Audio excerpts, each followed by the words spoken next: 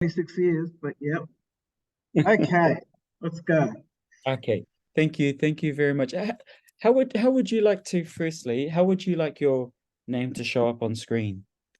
Um, well, I guess my custom name, which was bestowed on me, is Wassacom. Okay. So I am councillor for the City of Sydney, but I'm also the chair of Australian South Sea Islanders Port Jackson. So I don't know, what do you reckon? And how does it fit in the scheme of things, like into frame, I guess. So you Yeah, could try a variation of stuff if you want to, I don't know. But yeah. Wassacom's my custom name, which I've been using ever since it was given to me in Vanuatu. So Well, we always prefer to go with what the talent wants. okay, so Councillor Wassacom, Imelda Davis, I guess, and then Yeah, you can just mention Chair of Australian South Sea Islanders if you want to, or if you can fit it in, whack it in there. that's all right. That's why we can have two lines. Yeah, Line Councillor Wassacom in brackets. yeah, WASKAM. Yeah, United Day. Just like what's on your Zoom Yeah, name.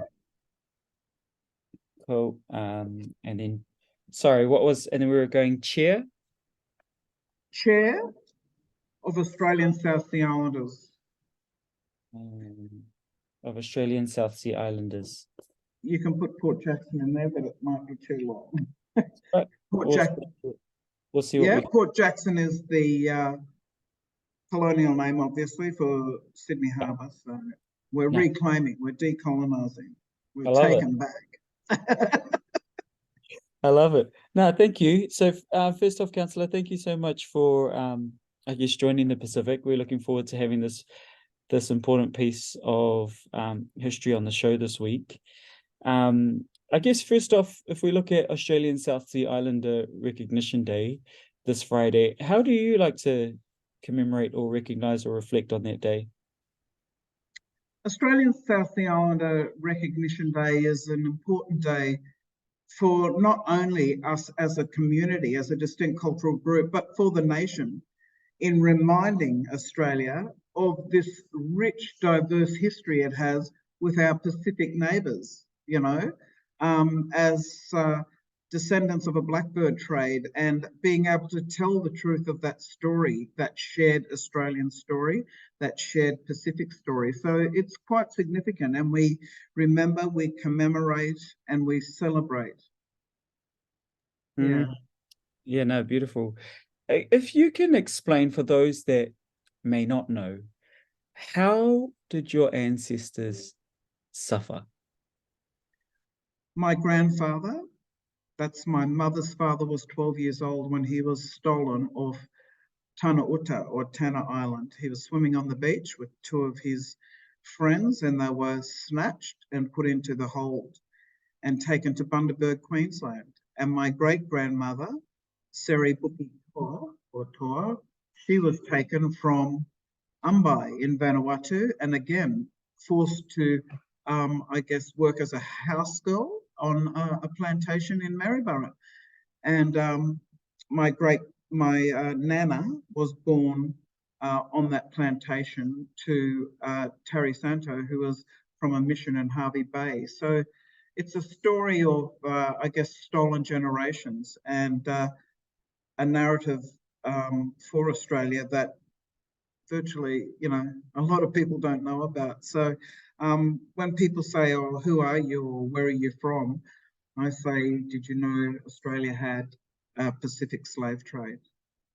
And that sort of starts the conversation and explaining it. And then I break it down, yeah, into what I've just told you to give it, I guess, a center point for people in knowing that this is such a young history. It's my grandfather, it's my great great grandmother, and I'm second generation born out of that trade. What are some of the ways that you know of how I guess these people that were snatched, like your grandfather, Mm. great great grandfather, how were, some of your descendants treated in Australia? look, it's hardship, hard knocks. You've got to remember, English was not their first language. So I asked people to picture themselves as a 12-year-old and to look at their own children and imagine them being stolen off a beach here in, I don't know, Sydney, and put in a hold and forced to work in harsh conditions. It would be one of the most traumatic experiences for anyone to have their birthright stolen in that manner. So stories of my grandfather that were handed down. He died when I was born in 1961, but those stories are of hardship. I did my oral history research, and a lot of stories were about hard work and how our people were resilient, but also we were, we had savvy for survival, and we made the best of a bad situation. Yeah, I remember even when I was like 10, picking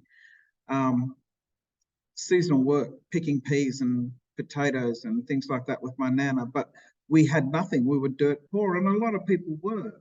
But it's a story of resilience and survival, and I believe it gives me some of that substance that I bring to council as well, in terms of how to survive, how to navigate, and how to negotiate a situation.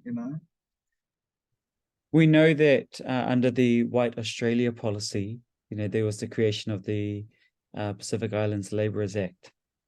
And we know some of the implications that happen there. We look at deportation, we look at prohibited entry into Australia for Pacific Islanders. And then it took, it wasn't until 1994 where Australia formally recognised South Sea Islanders as a community.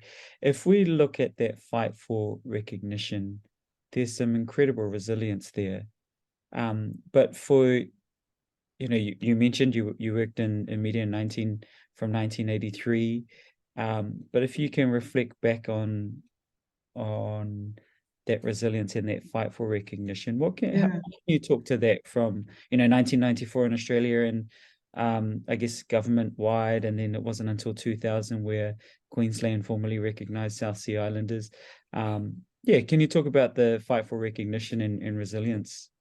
Look, absolutely. And the fight for recognition and resilience dates right back to when that White Australia policy was brought in, and 1903 in particular with Mackay, Queensland, which saw the first Pacific organisation set up to challenge that deportation order, which was very successful in, acquiring something like 3,000 signatures, which is, evident, and I think there's evidence in the archives. But at the same time, I'm sure, statistics are lower than what we say they are in sort of desktop research, and, because our communities know that struggle.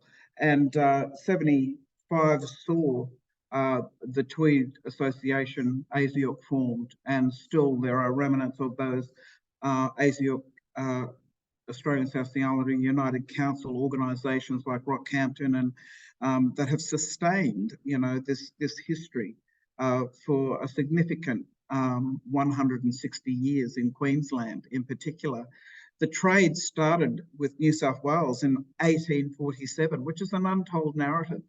But since being on the City of Sydney Council, I've put forward a notice of motion to recognise Australian South Sea Islanders in New South Wales for the role they played in actually managing this trade. And it wasn't New South Wales then, of course, but before Federation, Burnsville managed that trade out of Sydney. Benjamin Boyd brought the first 200 of our people from Tanna and New Caledonia to work on his whaling and cotton industries. And then Robert Townsville, lived here in Sydney. He never lived in Townsville, but, resilience in that. And then the influx to Queensland in 1863. So our people have survived so much. And coming through to, obviously, the 2000, as you mentioned, recognition for Queensland, and then the action plan for Queensland that was dissolved in 2010. and then New South Wales with the support of Alex Greenwich with 2013 recognition, and then more recently my notice of motion through council resolved unanimous support for recognition and support of Australian South Sea Islanders. So I like to think that we're, you know, on track. There was a debate in 2014 on whether this was a slave trade under the guise of indentured labour, and it was unanimous in the Senate that it was a slave trade and accepted as such, with various ministers from across Australia speaking truth to the evidence that they had before them. So resilience is a beautiful thing, and so is hope. And I still sit here with much of that, with not denying the fact that our forebears paved the way for us to come out of this challenge, I guess, this life challenge, which is an extension of the Atlantic slave trade. So when that was abolished across the Atlantic and America, they set their sights on the Pacific, of course, and that's evident. So here we are, surviving in a country that's built on Atlantic slave money, especially with Governor Macquarie and Benjamin Boyd and the likes of, you know, John Mackay and people such as that. But it's a shared history, yeah? You can't change the past. But what we can do is give us a greater sense of belonging. I'm proud of the contribution that our forebears have made to this nation in making it, at one point, one of the third largest sugar providers in the world. We established industries in cotton, biche lamar, you know, sugar, of course, and railways. So we were absorbed under Aboriginal Protection Acts of the 1930s.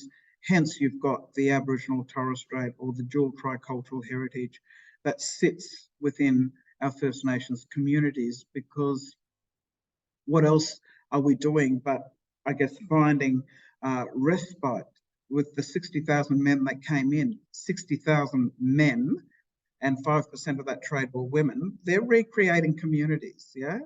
They're looking for a sense of belonging and stability, and they found that in our First Nations communities, which, you know, we are eternally grateful for.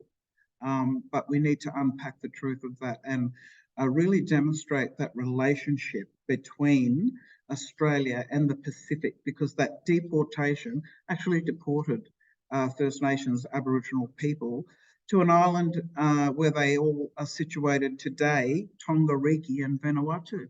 And they're third and fourth generation descendants of this trade, but they're fighting and struggling as we are here in this country. And that's what's so important about the work of Australian South Sea Islanders Port Jackson. Incredibly honoured and proud to represent, as we have done, you know, a cohort of community, and endorsed by our formidable elders, Uncle Graham Mooney, Auntie Shireen Malamu, Dr. Benita Marbo, and Auntie Faith Bandler. They were all the foundation elders. Auntie Carriot Pangas, me Togo, Uncle Victor Corowa, my mother Nellie Inez. They were all founding members of this organisation based here in Sydney. We lobbied the City of Sydney Council in 2011, and who'd have thought today I'd be sitting here opposite the very office that I went to hustle that many years ago, but I was put there by my elders who walked in here and said, we need help. And Lord Mayor, City of Sydney, jumped on board from day one. So, you know, we say the rest is history, but we're living history, yeah? Yeah. I rant a lot, so just... No, it's interesting because some of those names that you just mentioned, I was going through a lot of archival footage and lots of interviews from those very names. You mentioned that dates back, actually quite a few of them that dates back to the 80s. 100%. Some beautiful old archival footage there. But I just wanted to move to something that I've learned this week, was that actually the pidgin language wasn't developed in the Pacific. It was actually developed in Australia. So if you can talk to that, and maybe even start off by saying, one of the beauties of something to come out of this was the development of the pidgin language, and then just probably talk to that, because I guess now if we look, Tok Pigeon in PNG, Bislama, Vanuatu, and then Pidgin in Solomon Islands, those were developed out in the sugarcane fields as a way of communicating, because obviously they came from different places and they had to kind of create, you look at African Americans and the way they sung in the cotton Yeah, fields as ways of communication. So are you able to talk to that about the development of the language we have today? absolutely. And it's such an important point to raise, is that the languages of that are spoken more commonly across the Pacific were actually formed here in Bundaberg, Queensland. There was an amphitheatre where the workers would meet at night, because you just imagine, countries like Vanuatu, 130 languages. Papua New Guinea is close to 700 or 900 languages, and all of these different trades. There were some 8,000 Papua New Guinea people taken to Townsville alone. Like, this is factual history, desktop research by serious academics such as Professor Clive Moore on Australian South Sea Islander history. But that language, in terms of Bislama, was formed in Bundaberg as a means of communication, because they couldn't understand each other. So how do they communicate with the plantation owners and, I guess, the traffickers as well? And another form of resilience, right? So forming this relationship where they came up with Bislama, Tok Pigeon, through the merge of the various dialects that existed, the more common dialects that they could understand, as well as Aboriginal and Torres Strait Islander, because we were all under one guise of slavery. So that's a very common language, and this is that's spoken across the Pacific in variations of that, but at the same time, it's the common language of Vanuatu, and blackbirding is a part of their actual curriculum, which it should be for this whole entire region, the Melanesian region of the Pacific. Yeah, actually, you're right. Which actually moves us into my last point in terms of the future. You mentioned in terms of history and blackbirding as part of curriculum. But for you, in terms of what the future looks like, I mentioned to you around what Jacob had said around reclaiming identities. For you, what do you think? Because the story is far from over. Yeah. If you could look to the future and what you would hope for this community, what does that look like? Look, I think we're on our way, obviously, and we always have been, right? Because you can't deny a race of people, justice, especially if you're living in this country. And I'd like to see governments and all three tiers of government respect the fact that Indigenous peoples of this region are the largest population, to the different islands, etc. I just attended MacFest, and one of the most diverse festivals, drawing on 10 million Indigenous, participants from the region. So that's a force to be reckoned with. And I think in navigating this colonial framework that we live in and have to be guided by with government policy programs, services, we need seats at the table to actually sit down and share our lens on life and lived experiences that informs policy, because with First Nations cultures, we centre the people as a part of our governance practice. It's all about family first and foremost. What gets you up in the day? It's all, and I'm not saying that no other cultures have this. I'm talking purely from lived experience as an Australian South Sea Islander Indigenous person. Yeah.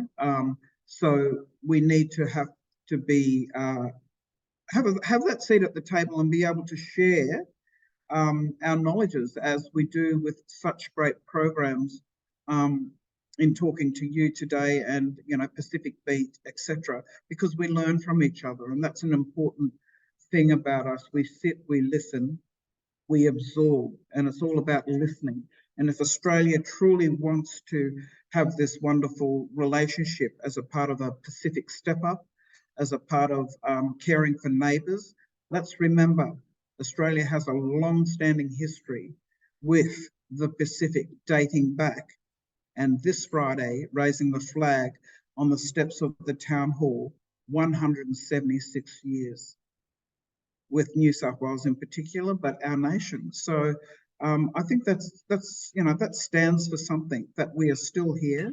And as the first Australian South Sea Islander Black woman councillor on the City of Sydney in its 180 years, I'll definitely be bringing some of that conversation, and have done in more recent notices of motion as of last night.